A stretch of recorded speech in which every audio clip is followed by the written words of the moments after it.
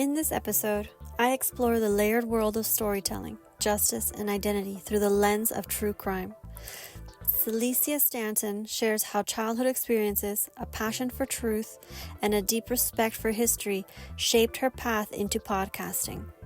From balancing personal well-being to reflecting on future aspirations, this conversation goes beyond crime to examine the power of voice and the stories that often go unheard. What was your childhood like? Yeah, so I was born in New Jersey and kind of like bopped around the East Coast before moving to Minnesota before fourth grade. So I always feel like Minnesota is the place that I was really raised and a lot of my formative memories are at. And kind of in that Twin Cities area. I live in Minneapolis now. And yeah, it was pretty normal. I loved doing lots of activities in school. I did debate in high school. That's where I met a lot of my friends that I still have today. And actually, I met my husband there. And so that was a big part of who I was. And I was like doing music and theater and that kind of thing as well. But debate was really like the number one thing I was doing. And I would end up coaching it later on after high school. But I just loved how we could really like critically dive into topics and really just learn so much more about policy and the world and philosophy. And how debate works is every month during the season, you're getting a new topic that you're diving into. So over so many years of doing debate, of coaching debate, I feel like I really like increased my knowledge across all these different subject areas. And it really was a place to kind of put my passion in terms of like, I loved arguing with people. I loved public speaking. I loved kind of clashing and engaging with folks. So yeah, that was definitely a defining thing for me growing up. Okay, and then you created a debate club outside of school, or was it part Yeah. of? So I ended up after graduating high school, when I was in college, co-founding the Minnesota Debate Institute, which is not for profit, aimed at giving accessible, affordable debate education to high schoolers. So I actually started that with my husband. And we just kind of like were fresh out of high school at the time that we started it. And there's a lot of really expensive elite debate camps, summer camps that are all over the country. But kind of coming from the background, the community that we were coming from, we just kind of felt like, wow, wouldn't it be cool if there was a more accessible and affordable option for kids that was really focused on that high level of training too? So that was where that idea had come from. And we ran that for a number of years. It was super fun. We ended up bringing on former students as staff over the years and kind of growing the number of students that came every summer. And we ran it at the University of Minnesota, which is where we were attending college, eventually graduated and still hosting the camp there. But we were doing that kind of alongside coaching. So right after I graduated high school, I started coaching at my same high school that I went to, or in that same district, and did that for about a decade. That's really cool. Thank you. Was that something that you were looking to do long term? How did you go into the storytelling? Like, did you always like storytelling, crime stories, or justice related topics? Yeah. Like I've always been interested in storytelling. I think most people are, right? Like, even if you're not creating your own, you like consuming them. And that was definitely something that was true for me. I loved, reading and watching TV. And I remember the first podcast that I listened to was Serial, which was a lot of people's introductory Yes. podcast. And I started listening to that in college. And I remember just being so captivated by that story. And that kind of hooked me on podcasts after that. And so I like to listen to all different types of things, politics and, business ownership, because I would go on to, pursue entrepreneurship and start a photography business post college, true crime eventually. But like I was really taken by the format of podcasting because it was, so intimate compared to other storytelling mediums. Everyone is familiar with watching a show that they love or a movie that they love, getting engrossed in a book, but there's something about listening, the audio format, that just makes it feel like, you're right there with that person, that they're talking directly to you. And I think part of that is also because we listen to podcasts while we do lots of things, right? In order to read, you have to be pretty focused in on something. Like, you're sitting there, you're making the choice to read. Even with TV and movies, it's a little bit more like movable, but it requires you sitting down, kind of focusing in visually. You have to be locked into that. But with audio, people will listen to podcasts while they drive, in their shower, when they're doing chores around the house, like all sorts of things. So you really feel like you're having that one-on-one conversation. And so listening to shows like Serial and other shows that I would listen to after that, I never thought that I was necessarily going to like become a podcaster or tell stories in that way, but I just was a really big fan of that way of consuming stories. But beyond that, like even in debate, you're constantly having to tell a story. If you're going to make an argument that's compelling, right? The way to really make that compelling is to bring it into the real world, to kind of tell a story about your side of the argument, about what the real people it impacts.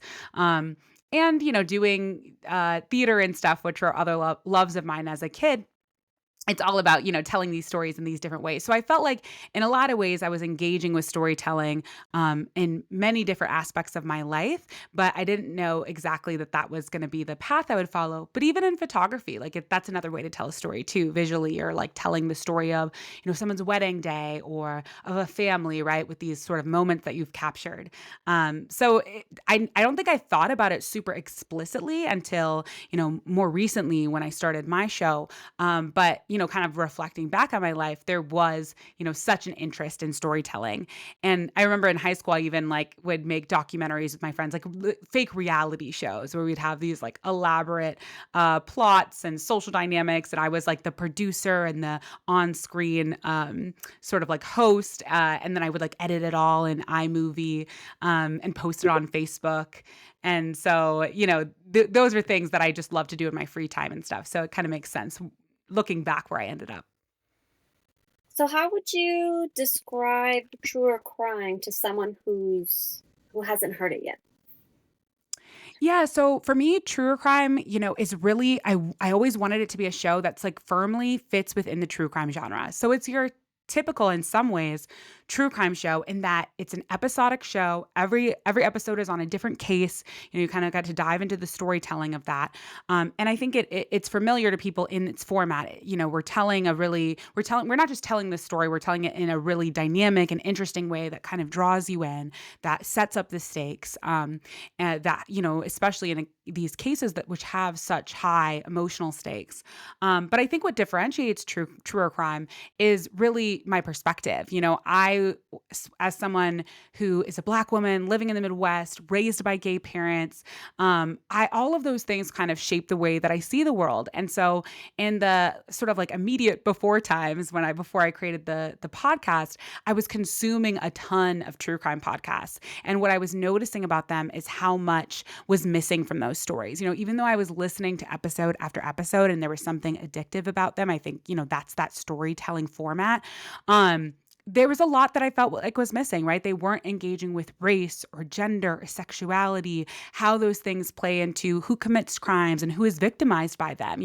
Like why does crime happen and how do we actually stop it from happening in the future? Some of those more sociological things. And so these are things and questions that I naturally had just from my own lived experience, and also as somebody who loved debate so much and loved kind of critically engaging with things. And so that's what true crime is. It's kind of like marrying these sort of deeper questions about justice and victimization, and how do we create safer communities alongside a storytelling format that feels familiar and interesting and entertaining and engaging. And so like for me, it is that podcast that I always wanted to hear but hadn't found yet. How do you choose the stories that you tell? Yeah, so I think the episodes for true crime come to me in a lot of different ways. Sometimes it's a listener suggestion, or a friend or a family member brought up a case to me, and sometimes I will come across a story, or I'll be doing research on a particular theme that I want covered, and I'll happen across something. But all of the stories for true crime kind of fit into several different buckets. One is infamous cases. One of the things that I really wanted to do, and especially when I was first starting the show, was like to find out if truer crime really was something I should pursue was like, could I tell a story that had been told a lot, that was kind of popular, that was in this like, the cultural conversation in a way that felt unique and fresh and had something new to offer. I think especially with these stories that are very, these are the worst things that have happened to somebody, to a family. And so I didn't want to like revisit stories purely just to revisit them, right? I wanted to be able to offer something new. And so for me, it was like, okay, how can I tell an infamous story? Maybe a story like Jonestown or the Manson murders or even the assassination of Martin Luther King, and give people something new. So, like in Jonestown, for example, I think that's a story that a lot of people are familiar with, or maybe they've heard the line like "Don't drink the Kool-Aid," right? But a lot of people don't know that the majority of the folks who died in Guyana at Jonestown were Black folks, primarily Black women. That Jim Jones was, a huge sort of just really compelling speaker who drew people into his cult by speaking on issues of race and class inequity. He really was quite powerful in the way that he talked about what the future could look like. And so that's why so many people were attracted to, joining People's Temple, which was the cult behind Jonestown. Or you take the Manson case, right? This is another case that's super well known, has been retold over and over again, but a lot of folks don't really know that Charles Manson was trying to incite a race war, that he explicitly tried to pin these murders on the Black Panthers. Um, Wow. these sorts of things that are, I think, really interesting and nuanced and worth engaging with, but kind of get glossed over in some of the more popular tellings. So that's kind of one category for me. And then another category would be stories that are typically relegated to history, right? We typically categorize them as purely historical. We don't really think of them as true crime cases. So that would be like, I mentioned already, the Martin Luther King assassination. I did an episode in my season 1 about the Tulsa Race Massacre. These are cases that, are really important. They have really important lessons that we can take now and that we should know about our history. But it's just not accessible to a lot of people. The type of person who's listening to a true crime podcast is often not the same type of person who's binging, history documentaries or, really diving into those sort of stories. So I thought, what if we kind of bridge that gap? What if we took these stories that are typically, only told in that sort of like history buff way and gave it the true crime treatment, and sort of allowed for people to be able to engage and talk about those cases with people in their life. And then, obviously like to do stories that are, typical stories that are covered in a lot of true crime spaces. In season 2, I covered the case of Lauren McCluskey, which is a young woman who was killed by an ex-boyfriend after she repeatedly, over and over and over again, reported that abuse to, and the stalking that he was doing of her to authorities, to police, to campus housing authorities at the college that she attended, and she was still victimized. And I think this is a case that, sort of, the exact kind of case that I would have heard on a lot of other true crime podcasts. But, I really want to engage in those stories as well, because I felt like in order for me to be seen as truly part of the genre, not just, oh, it's that social justice true crime podcast. Oh, it's that podcast with that true crime podcast with the Black host, but truly be a true crime podcast. Let's kind of cover those stories as well. And I'm going to add a perspective that is unique insofar as most people who host true crime shows don't have, my life experiences or look like me. So, take the Lauren McCluskey episode, for example. One of the things I was really engaging with in telling that story was like, look at what happened to Lauren that is so tragic and awful. And if this could happen to Lauren, who is this, beautiful white woman in Utah, young person going to college, if this could happen to her, what does that say about the many, many other people who are disproportionately likely to be the victims of this kind of crime, whose stories don't often get told. So kind of engaging with both of those things. And then, finally, I like to do stories that kind of like play with questions of, you know, just the typical roles that we think that people will play, victim versus perpetrator. I think a lot of true crime can kind of follow this sort of formula of like, the victim was this beautiful, wonderful person, and then the perpetrator is this evil bad guy who, hopefully will be brought to justice at the end. And to the name of the show, Truer Crime, it's like I felt like real life is so often much more complex than that. So, like in season 2, we covered the story of Alice Sebold and Anthony Broadwater. And Alice Sebold is a well-known writer who wrote the book The Lovely Bones, which was adapted to a movie. But her first Oh, I read book, the book. yeah, yeah, and her first book was called, Lucky, and it was her memoir, and it detailed her experience of sexual assault, like a random stranger rape that she was the victim of as a, college student. And Anthony Broadwater was the man that she had accused of attacking her. She had, like, seen him on the street a few months after the attack and identified him, and he was eventually, tried and convicted and spent 16 and a half years in prison for that attack. Turns out, and this is something we found out more recently in the last few years, Anthony Broadwater was wrongfully convicted. While Alice Sebold was the victim of this attack, she had wrongly identified Anthony, as her attacker. And that's a super common phenomenon, especially cross-racially, which was the case in this case. And so, you hear a story like that and it's really not clear, like, who is the victim, who is the perpetrator. It's messy. And I think kind of getting into those nuances and holding those nuances is really important, especially when that is so often how crime plays out in our society.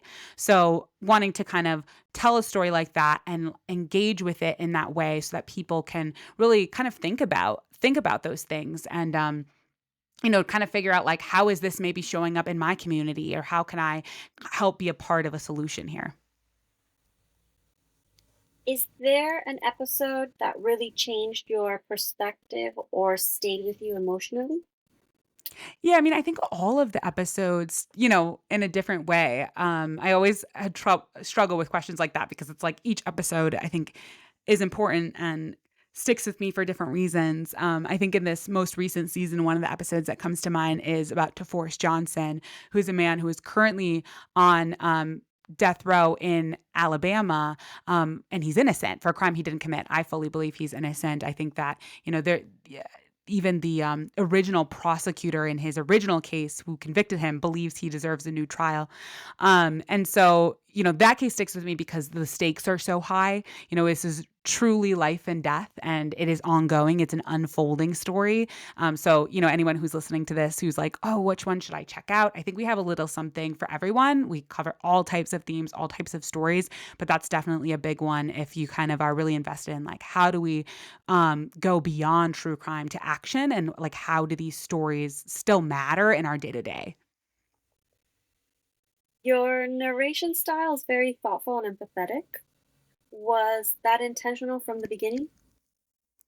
Well, thank you for that. I think, for me, since true crime is such a perspective driven show, I try to write it in the way that, like, fully um expresses just like how I actually feel about things and what I'm actually thinking about things. So I like to believe that it's authentic, and not so thought through. Of course it is thought through to an extent of, like, I wanted a show that was going to be victim centered and focused on talking about important issues, but in a way that was interesting to people. And so, if what people take away is that it is thoughtful or empathetic, like, that's great. But my goal is to try to tell my truth and to tell also the objective facts of the case, in the way that feels resonant to me. How do you balance facts with storytelling to where you can keep it in an engaging way and be respectful to what actually happened?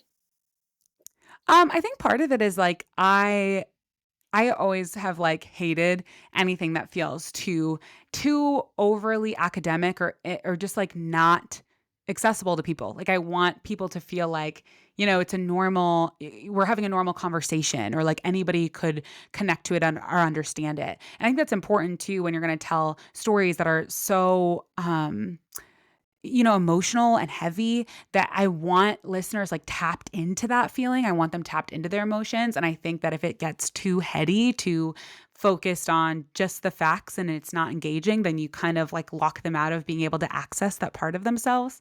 And so I don't know, like, exactly how I'm doing it, but I think to some extent it's like I consumed a lot of true crime. I took notice of the things that I liked about different shows and the storytelling that stuck out to me, tried to emulate some of that, and then just tried to make it, yeah, feel really like, okay, what would this sound like if I was telling my friend about this case, at, like, a party versus, how would this sound if I was writing an academic paper about this? Now, like, I think it's so important that the facts are correct, and I think because of my debate background, I have sort of a high, um I have a big commitment to getting the facts accurate and correct, and so we do a whole, research process just to make sure that everything is lined up and that we are sharing things that are true and that we're also sharing our sourcing on our, like, show notes page on our website. But beyond that, then it's like the fun part of like, okay, how do we try to structure this in a way that helps people tap into their, like, emotionality and makes them feel connected to the story in the same way that I felt when I was researching the story. And so that means a lot of the time just kind of sharing the things that I was thinking or the questions I had or the feelings that came up for me when I came across whatever information I'm conveying. Going off of what you just said, what is your research and writing process like? Yeah, I think, it has varied over the course of the 2 seasons of the show. We really are starting off with some light research, and then I'm outlining an arc of the episode of like, okay, what points are the most important to hit, and like, what's the order we want to share some of those things to keep people kind of engaged. And then from there, it's a deeper research process, which now, in season 2 and for this next season, season 3, where I have support from other folks on my team, including another producer of mine, Olivia, who helps with that, really diving into that research process and then helping to write those segments out. And then, we're recording everything and then it goes through like multiple process of revision as we're listening and editing things and maybe recording little new segments and all of that until it kind of gets down to that final episode that we're ready to share. Has working on the podcast affected how you see the world? I think in a lot of ways, the podcast is more of like an extension of how I see the world than it has, you know, reshaped the things I already think. Of course, like I'm learning new things all the time and doing different episodes and learning about, new people and places and issues. Like that's happening on every episode. But I think in terms of like my overall worldview, it's just in a lot of ways reaffirming a lot of the things that I had already felt. I think, you tell enough true crime stories and you realize that the same problems present themselves over and over and over again. We have the same sorts of injustices happening in the system, the same sorts of people being victimized. I mean, there's just so many patterns playing out.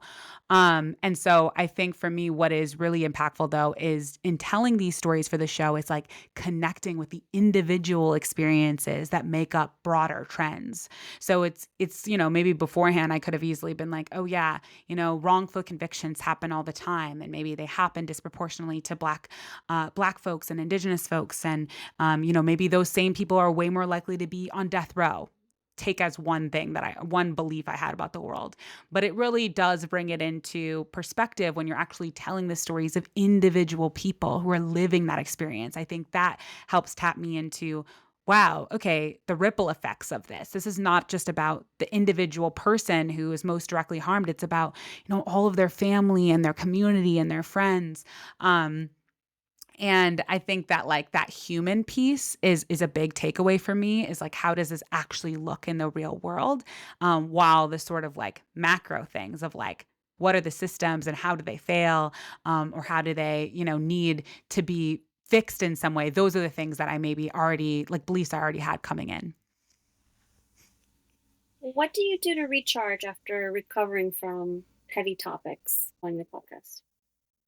I feel like I get asked this question a lot. And for me, a big thing is that like I feel like true crime in a lot of ways is the way that I'm like taking action and doing something. I think that it's easy to get really bogged down in like all the news or what's happening in the world, or even just sort of these broader themes that I was just talking about that are like, injustice that are can be really frustrating to think about and feel really powerless. But for me, telling these stories, working on true crime is like my way to contribute to a solution, right? It's my way to try to make the world better. And so when I try to have this mindset of like, when I'm working on the show, let me put all of my focus there. And when I'm not working on the show and like these like broader things about society are kind of hitting me, I can hold on to the fact that I know I'm taking action in this particular way, and it kind of helps me to be able to like be in work mode or not. It's kind of like my husband and I always talk. He's an elementary school teacher. He teaches fifth grade, and sometimes it can be really discouraging. Just seeing everything that's happening in the world. And I always try to remind him, like, when you go to that classroom and you're teaching those kids, that's your contribution, and that really just helps you feel like you are a part of something. And so then it doesn't feel like I have to like recover so much from the show, because in a lot of ways the show is how I am, like, in those off moments, feeling good about being able to disconnect, if that makes sense. Yes. Are there any other creative projects that you're currently working on, or are you just focused on the True Crime podcast? Yeah, so I'm always kind of open to different opportunities. I got the opportunity to host the Vanishing Point podcast, which came out a couple years ago, and we're working right now on producing season 3 of Truer Crime, which is kind of a big focus of mine. And yeah, who knows what'll come next? I definitely would love the opportunity to work on more shows, hosting, producing, all that kind of stuff. So we'll see. If you could go back and talk to your younger self, what would you say? I think for me, it's really just like to kind of continue following your passions, to continue to explore areas that feel like maybe they can't amount to anything, but maybe they could. I feel like in my life, being a photographer, doing work on social media, social sort of influencing things, and doing podcasting. These are all careers that feel like, oh yeah, like nobody can be successful doing that, right? Like it's really hard to make it in those industries. And yet I have found my footing across all of those things. And so just to kind of give myself the confidence to explore those things and feel like anything really is possible. Because I feel like when you're able to really funnel passion towards a project, like, a lot of things become possible. I think a lot of people stop themselves before they even know if they could be successful at something, because there's sometimes just such a great risk of failure. So I think just that encouragement, but honestly, like, I think that my younger self is who brought me here. So I wouldn't change anything, or suggest that they change anything. I would more just kind of encourage them to stay on that path. I listened to one of your podcasts just before we started, and I really liked how you had your mom on the podcast in the beginning. Yeah. She can talk about her childhood, and then you went straight into the story. I thought that was Mhm. really cool. That was a nice um, segue into the actual story. I'm glad you like that. I thought it would be fun. My mom and I are super close, and like, she always has loved, storytelling and performing and all of that. So I thought it'd be a fun way to kind of connect her to, um, the work that I'm doing, and also to help ground in the time period, which was the purpose of that, was like what was going on at this time that this case was happening, across the country where my mom was growing up, she was the same age at that time as one of the sort of like people in this story I was telling. So I'm glad that that resonated with you. Yeah, I thought that was really cool. What is something listeners would be surprised to learn about you?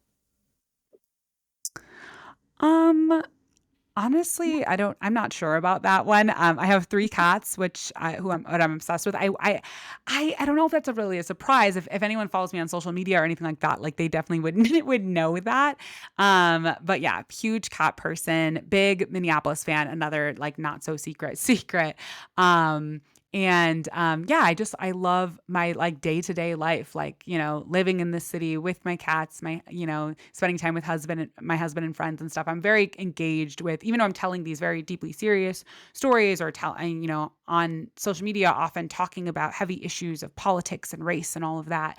I also am very engaged in my day-to-day life, and really love the sort of just more fun, average, everyday things. So yeah. How do you juggle your photography business and the podcast at the same time? Because those are two basically different businesses. Yeah, it can be challenging for sure. I think that I've always been meant to be sort of an entrepreneur and be able to kind of figure out like a unique path. And what it's worked out well so far, where especially being in Minnesota, wedding photography and just photography in general is pretty seasonal. So like, in the winter, there's really not much going on. Nobody wants to be taking photos, certainly not a lot of weddings.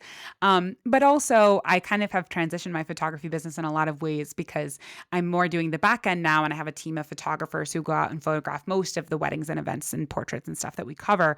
So I'm able to kind of, have a great team behind me on that side. I have an assistant and a business manager and all of that who help kind of keep that running so that a lot of my like day-to-day processing power can go towards the show. But it's a balance. And I think, week to week, it's like different things are kind of pulling priority based on what's most urgent, but it kind of keeps things fun and exciting and engaging and never boring. So I like that part of it too. Where can people find you? So you can find me on Instagram and TikTok at just my name at Celisia Stanton. And then I also have a Substack newsletter. I send out a newsletter every Friday, which is kind of, usually I'll have a little like essay or short sort of intro, kind of talking about something that's happening in culture or politics or just things I'm thinking about or things I'm doing. And then I always share like favorite recommendations, the articles I'm reading, the articles and books I'm reading, the TV shows and movies I'm watching, the things I recently bought, all of that good stuff. And so that's called Sincerely Celicia, and you can find it at sincerelycelicia.substack.com. And then you can find True or Crime wherever you listen to your podcasts by searching True or Crime. Thank you for listening. If this episode resonates with you, be sure to follow the show on Spotify and leave a rating and a review. It helps others find these conversations. You can also follow us on social media to stay connected. Drop a comment, share your thoughts, and let us know what podcasters you'd love to hear more about.